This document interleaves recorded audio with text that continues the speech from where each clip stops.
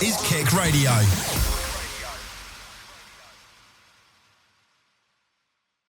Hello and welcome back to the Southbank Podcast. I'm joined once again by the ever-present Cameron Gorman. Cam, been up to anything interesting? How you been, pal?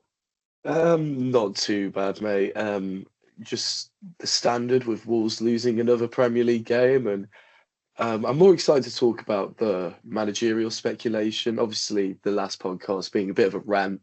It'll be a nice change now. We actually have some clarity regarding who our future gaffer is going to be, but I'm sure we've got quite a bit to get through given that and the abysmal loss on Saturday night.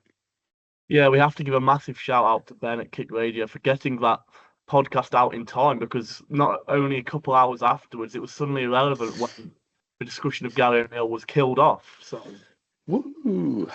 It was almost a very awkward post, but well, we'll go over Chelsea first. Another dismal performance on the road for Wolves, but honestly one that I think was to be expected. I'm not going to be losing my head over this one. No, going in with no manager against, albeit a very talented Chelsea side, although I do think they are there to get at, and I'm disappointed that we didn't. I'll get on to that. But I think Cameron, anyone that went into this game with any inkling of hope from a Wolves perspective was surely deluding ourselves a bit. Yeah, I completely agree. We were always going to have our backs up against the wall here, really, weren't we? I think with Chelsea being on such a crazy winning streak at home as well, that made things even more unlikely. And honestly, they were clinical. They controlled the game. Whilst we defended resolutely in that first half, we didn't trouble Chelsea's goal once, with our best effort probably being that one from Menezes in the last few moments of the game. And I think that really summed up how hopeless we are in attack. And for me, personally, I feel that regardless of how much character we show defending, like in that first half, if we don't have any confidence in ourselves to score a goal, we're never going to get any results. And I'm just worried we're going to break Derby's points record at this point. Yeah, it does seem likely we're on the trajectory to do it. But you mentioned our defensive resilience in that first half, and while I do agree, we could have also easily been 2-0 down in the first 10 minutes. Yeah, Sam Johnson making 2 good saves in the first 10 minutes to keep us in the game. But we did soon pattern ourselves up a bit and start to keep Chelsea out. Despite not having a shot on target in that first half, we did have glimmers of chances where we made their backline fragile. We just couldn't do anything with it. Jackson Chakchua many times found himself in acres of space. Got shredded. On the right-hand side, but just couldn't do anything with it. And one that sticks out to me, a fantastic run by, of course, João Gomez, running through the heart of the Chelsea midfield, plays it to Larson, who falls over his own feet in a shooting position. These are the chances that they take in the other end. And that's the difference between, well, as we've seen this weekend, I think teams like West Ham and Forest were taking chances like that, and that's why they've won, which doesn't help our case at all.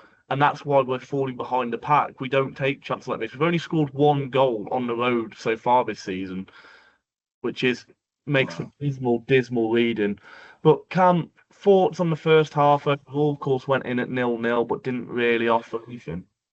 Yeah, but I just would have liked us to show a bit of intent in the attacking sense almost. I wasn't complaining necessarily. 0-0 is never going to be a bad scoreline away at Stamford Bridge at half-time.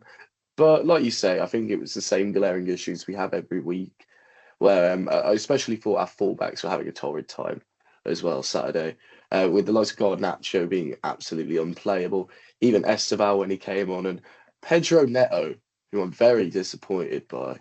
But yeah, it's nothing I didn't expect, really. I think it would have made no difference if it was Leeds away or Chelsea away. We're going to get shredded all the same. Yeah, I think James Collins alluded to it as well, which made that first half make sense. They've done a lot of work defensively this weekend. Wolves weren't going into this game looking for a win. It was a have what we hold kind of game. If we can see out a 0-0, we see out a 0-0. 27% possession in that first half, barely touch on the ball. But the second half starts and our defensive work is outdone straight away. I mean, I didn't go to the game this weekend, so commentator's curse was what annoyed me. In the first half, we hear the commentator go, Malo Gusto has never scored a professional goal in his career. In comes the ball from Garnacho, who does very well, cuts Jackson in absolute half on that side. And then the ball comes in. What on earth Totti Gomez is doing, I don't know. Ball watching, lets the ball fly over him. It's the easiest header Gusto's ever going to have, and the easiest way for him to score his first professional goal. Cameron, aside from Totti and Jackson, do you think anyone else is at fault with this goal? No, those are exactly the players I was going to call out, to be honest, Jay. Jackson getting absolutely sent to the shops by one cutback. And then when that cross comes in, like you say, Totti and perhaps Santi too, but neither of them do enough for me. They're ball watching it coming over. Johnstone's trying to rush out to get it, and even he can't get to it because they're in his way. So I wasn't too happy with it. And like you say, Malo Gusto could have had an easier first goal, really. All he had to do was wait for the cross to hit his forehead, and it was in the net. Yeah. And then it was time for FPL players to start rubbing their hands together as Esteval came on. I immediately said he's going to cause us trouble. Of course, caused us worlds of trouble in that first half in the Carabao Cup game just a couple of weeks ago. Yeah. And almost immediately he did, cut it back right onto the foot of João Pedro.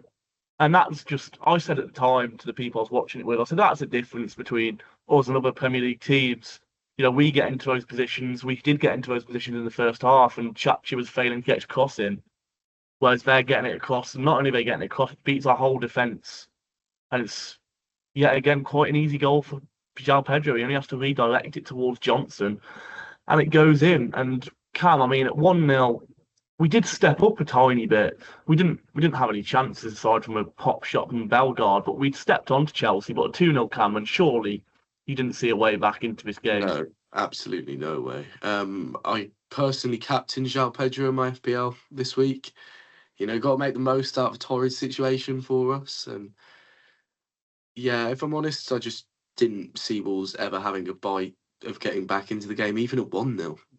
As soon as we concede a goal, I just know that's it, really. And that's really devastating to say, but I don't even, as a fan, have sufficient belief that we can get back into a match like this. Especially in such a notable game like Chelsea away. That is one of the ones you are looking at in the fixture list when it's released. And it's sad to say that we just don't bear any sort of fight of getting into these types of games anymore. Yeah, well, Wolves have only scored 2 equalisers so far this year, which, bearing in mind, we've gone behind in 8 of our 10 games. Just as it all, really. But we saw the only 2 subs that Wolves would make, being Marshall Manexi coming on for Jean de Bellegarde. He was awful on Saturday. Genuinely an abhorrent performance from that man. And we also saw the introduction of Mateus Mane, who fans have I think looked very good. Calling to get some game time. He did try to make things happen. Got one of the most peculiar fouls I've ever seen given against him on the edge of the box, where he clearly got fouled and his head goes into the nether region of Fofana, I think it was, and suddenly apparently that's a foul on Fofana, which was ludicrous. But tried to add a bit of energy. Same with Manexi, but I think the damage was already done, and it was further brought on to us when Pedro Neto scored. But my word, Garnacho absolutely leaves our defence for dead for this goal. Cameron, far too easy, isn't it? Oh, just far too easy. As soon as Garnacho starts surging down the flank, and we've got all our men forward, then you just knew how it was going to end, really. Obviously, he's absolutely rapid, but the quality on that cross was unbelievable, it has to be said. And there's absolutely nothing you could do to stop Pedro Neto tapping home. There was, however, something that could have been done about Pedro Neto's excessive celebrations, which have left me absolutely fuming. I understand, he's always been like that. And I kind of expected it when he was celebrating an assist in his first game against us. But my God, Pedro, we made you. Please have some respect. It's bad enough. As someone who stood up for Pedro Neto with the assist celebration, this was the final straw for me, really. I think particularly doing the same celebration that he did against West Bromwich Albion when he scored for us, really grabbed me the wrong way. I somewhat understand In it. fairness, he does that every goal. Oh, but still, I had that picture framed in my living room, and that picture's now in the bin. But The problem for me is I understand it in a way because there have been fans that have booed him, but I think the large majority of us have stood by him since leaving, which is why it's a bit of a kick in the teeth. Yeah. But honestly, I think we probably deserve it at this point. I think those we we've done it to ourselves. And for me, Cam, before we get on to the manager speculation, is there any standouts from the game? I thought maybe Cressy was okay, Johnson maybe. No. It was one of them where, despite not expecting anything, it was I still. don't even have any standouts to start giving for like the last few matches, and I think that just really sums up how bad things are getting. Yeah. I'm really concerned about the job Rob Edwards is going to have on his hands, trying to lift this dressing room and give them some kind of belief in themselves. Or I could easily see it being a double relegation, if I'm completely honest. I don't want to quite dawn that on us just yet, but for me, I'm being very pessimistic though. yeah, you suggest obviously Rob Edwards, who is looking 99.999% likely to be the new Wolverhampton Wanderers manager. So wow, it was an interesting Saturday. I think I had a lot of fun reading the war that was going on Twitter between Middlesbrough and Wolves fans. Yeah, very interesting. For me, I've said Middlesbrough's banner. Yeah, I've said this on record, and I quite like the appointment of Rob Edwards. Do I expect him to keep us up? No, but do I expect anyone to keep us up? No. Not at all. I'd rather someone who is going to rebuild a championship, has done well in the championship before. With, of course, that people I think have started to forget because of their drop off how magical the story it was with Luton getting them into the Premier League. I know it went sour in the end with them struggling when going back down, but he's proven at Middlesbrough again that he is a good manager and he can build from Middlesbrough. Of course, he's a Wolverhampton Wanderers boy as well. Cam, my question to you is: are you happy with the appointment of Rob Edwards, or would you have rather a more flashy name like a Ten Hag or that was going around? Well, I think it depends on what you really value most in this situation. Obviously, I would completely agree with you in that Rob Edwards, I think, is probably the best appointment we could have made in a bad situation, given that he's likely to stay next year in the Championship, like you say, and help us rebuild, have some kind of project there, backing at a club he loves. And ultimately, we can then push for promotion with a new foundation laid next year to hopefully ensure more future success. But obviously, while that's all easier said than done, things could easily not go that way. And then you could begin to look at this appointment, if you were looking back in hindsight after that, of it just being throwing in the towel, really, on our Premier League status. And then if things don't work out in the Championship next year the way they envision, then we're just stuck there. And then suddenly we're rotting in the second division again for quite some time. But that's just how the cookie crumbles, really. And I think it's an appointment that the majority of Wolves fans will be happy with, rather than a flashy name who, yes, might come in, might bring in some somewhat bigger names in January with their transfer pool, but I think they'd immediately jump ship if we went down as soon as that relegation's confirmed. And I don't think it's the best long term, like you say, because even if we did survive, which I don't think is possible anyway, then we're just back in the same old cycle, and they'll probably leave around December next year. I mean, I did see a report this morning, I don't know who it's from, that Fosun have promised backing in January, which to me suggests it's the kind of thing they did with Lopetegui, and they did, of course, who else was it with? Pereira, sorry, in last year when we have been in a dire situation. But for me, we're going to be too far behind it by that I point. agree. And I don't think we're going to have the transfer pool required. No, and who's going to want to join this football club? Exactly. Who is going to want to join? So I think for me, it's one of those where if he keeps in the league, he's done a miracle work. In honesty, because I don't think it looks even possible, especially with this weekend's results. We're so far adrift already that he's got a monster task, and these players simply, for me, Cam, aren't good enough. I don't know if you agree. I completely agree, and I feel bad for the players that we have to keep saying that it's not their fault ultimately that they aren't a good enough squad to keep us in the league. Obviously, while at one point they probably believed in their own quality, now they're just really realizing that they don't have the talent required, as brutal as that is. to keep us up. And that is purely down to the recruitment by Fosun and Jeff Shee, if I'm honest. Yeah, I mean, what frustrates me when you speak about the players, I'm not annoyed at these players who No, aren't I feel bad for good these enough. players. It's the ones that, for me, the player that's annoyed me the most this year is Jorgen Strand Larsen, who is Yeah, clearly better than what he's showing. His body language for Fulham and for Chelsea has been awful. he I doesn't can't care remember anymore.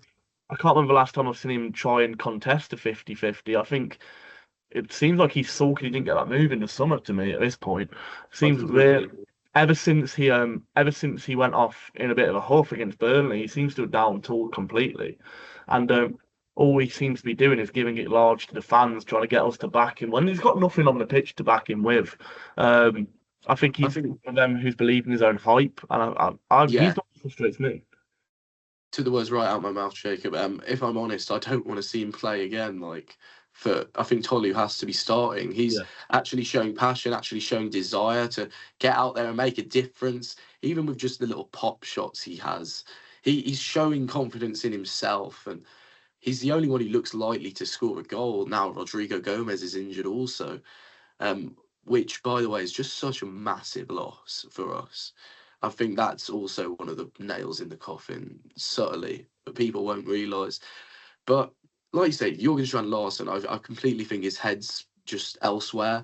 Obviously, probably seething about his Newcastle move, like you say, not materialising. But I don't think he can warrant this sulking attitude and Uh, not trying when at the moment, mate, if I'm honest, you don't deserve that bigger move. And you're not doing anything to prove it. We kind of expected you to be the one to put the team on your back this year and step up after the form in which you ended last season and the circumstances of Cunha and Nuri leaving, who are our real difference makers before.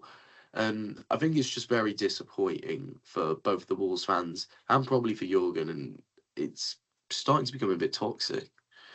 Yeah, certainly agree. And I mean, for me, when you're what I think another reason Tolu has to start is we know you're not getting any service, but Tolu seems to try and almost make this service for himself. He Yeah, comes back into those deeper roles and tries to fight for the ball, whereas Larson seems to just accept the lack of service or almost just ponder around behind the defence. yeah.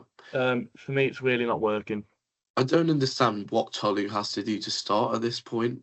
I think he's showed more than enough compared to Strand Larsen. And while I understand that we've given Larsen that new contract and he's technically our highest net worth player at the moment, that doesn't equate to the form we're in. We're adrift at the bottom within about 10 games. And at that point, you need to start making these changes that might upset a few players because if they're not playing their heart out on the pitch, then you're already 1-0 down. I mean, I hate to say it, but I can see Tolu being another Catroni kind of thing where in January he moves on. Of course, Nigeria, I think, qualified for the playoffs of the World Cup.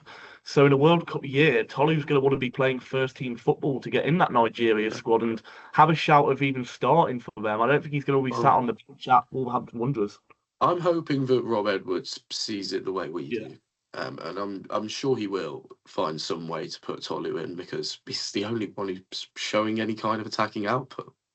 I mean, another one for me, Cam, on the weekend was a surprise. No reported injury to Fer Lopez, but not involved in the squad. Tuanda Chiwewa being our kind of central attacking midfielder on the bench. I know obviously James Collins has obviously worked with Tuanda in the under-21s and maybe has a soft spot for him there, but he's the last player you need to be phasing out, in my opinion. I completely agree. I just don't understand why Fer Lopez has gone missing. I don't know if something's happened behind the scenes. Obviously, the club might have not published, rather, but I don't see him being that sort of player. If Mm. anything, he's been quite patient, I find, and I don't understand what he has to do after making a big money move realistically to us to get in this team. He's one of the only players who shows some kind of forward thinking and wants to create chances. And when that's our whole issue at the moment, I don't understand what he has to do to start either. Yeah. Of course, didn't cover himself in massive glory in the Carabao Cup game, but I think that's more to Vital playing him in the wrong I positions to completely his agree. I don't quality. think it's fair that he was played in in the role of a 6 almost. And Yeah, he's a 10 or a right winger. He's not meant to be in that area of the pitch. 100%. But of course, we are in the best times of the year, it seems, now, an international break. So, no Wolves for the next week. We return with a game against Crystal Palace, which are always a bogey team for Wolves. And of course, very good as well. We must not forget. Will be Rob Edwards' first game at Molineux, though, so maybe there's a new manager bounce, because my word, do we need one. But he comes in on some tough fixtures. Of course, Palace at home, Villa away, Forest at home, which is the only winnable game, Arsenal away. Wow. Jesus, United, we've got United at home before Forest as well. After Forest, sorry. I was going to say, oh yeah. So that's another tough game because United are starting to click now. Wow. Then we've got Brentford at home, who are flying at the minute as well. Liverpool away as well. And then Man United again away. Wow. This fixture list is... I struggled to find the next getting our point. Scary. I think Forest is the only somewhat gettable game, but even they're looking better under Sean Dyche now. I think, I know this is absolutely ridiculous to say, but I think Villa's always one we can get points from. I think that I do agree with you. They are absolutely flying, and they are 10 times the team than us right now, but it's always one that there's a chance. Just think last year, that 2-0 win, that came absolutely out of nowhere. And while we're not at home, I think Villa's always one we up our game for. I hope. Yeah. I hope you're right, but I just don't. I have no faith in these players at the minute. I have no faith. I hope Rob Edwards can come in and reinstill that faith, similar to how Vitor did at the start of his tenure. But I just don't see it happening personally. I'm almost forfeited to the thought of going down, which in November is horrible feeling. But it almost feels like I'm simulating the rest of this season now, waiting for the next. Yeah, I feel exactly the same way. I understand how all these poor Sheffield United and Burnley, etc., fans all felt. Yeah, it's really is quite humbling, isn't it? Yeah, but we've got no one to blame but ourselves. I was on about this yesterday. We've gotten away with it for years due to the teams coming up not being good enough. This year they are, especially Sunderland, who looked fantastic on Saturday against Arsenal once again. Leeds and Burnley even putting up more fight than us. And for me, there's not a worse team in the division as this table suggests, never mind 3. So I don't think... I completely agree. I don't think there's a chance for us at the minute, but let's hope. It's a new era. It's a new start. Let's hope we can get back to some form of positivity when we're leaving the Molineux, Cameron. I hope you're right. We really need it. We do. But this has once again been the Southbank Podcast. We I don't know if we're doing anything next week. We potentially might be another special that'll work quite well. Potentially on the incoming of Rob Edwards, and if we get any news regarding how he plans to set up. Yeah, that'll be a good possibility. But keep in touch with our social media to find out what's going on. I've been once again joined by Cam Gorman. Cam, you got any signing off? No, I'm sure we'll be posting stuff on Instagram Reels and TikTok regarding the appointment of Rob Edwards when he goes through. So just stay tuned for those. Yep, certainly. So a big thanks to Cameron once again. A big thanks to listening. We've been the Southbank Podcast. Thank you to you, Jacob, for hosting as usual. That's perfectly fine, mate. It's been my pleasure once again. This has been the Southbank Podcast, signing off. Goodbye.